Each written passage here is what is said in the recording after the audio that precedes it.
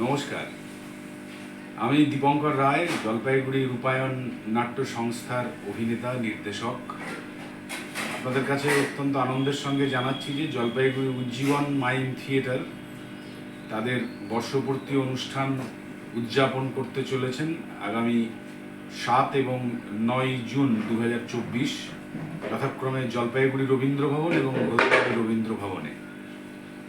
এই বিভিন্ন অনুষ্ঠান তারা সাজিয়েছেন এই দুদিনের জন্য জলপাইগুড়িতে এবং হলদিবাড়ির জন্য।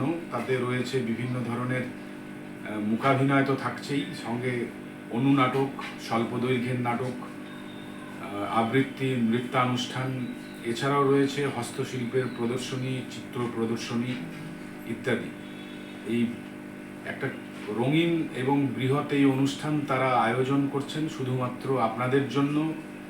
শুধু দর্শক মণ্ডলী, আপনারা সবাই দলে দলে আসুন রবীন্দ্র ভবন প্রাঙ্গণ এবং হলদিবাড়ি রবীন্দ্র ভবন দুইখানেই আপনারা বেশি সংখ্যায় উপস্থিত হয়ে এই অনুষ্ঠানকে সাফল্যমণ্ডিত করে তুলুন।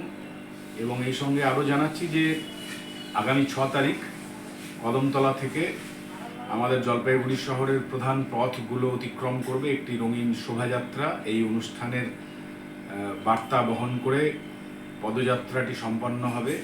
আপনাদের সবাইকে এই সঙ্গে আরও আবেদন জানাচ্ছি যে এই শোভাযাত্রায় অংশগ্রহণ করুন। আপনাদের সংস্থার ব্যানার এবং অন্যান্য রঙিন বিভিন্ন এই পদযাত্রাটি যাতে করে রঙিন বর্ণময় হয়ে ওঠে তার জন্য যা যা করা দরকার আপনারা তাতে অংশগ্রহণ করে অনুষ্ঠানকে সফল করে তুলবেন।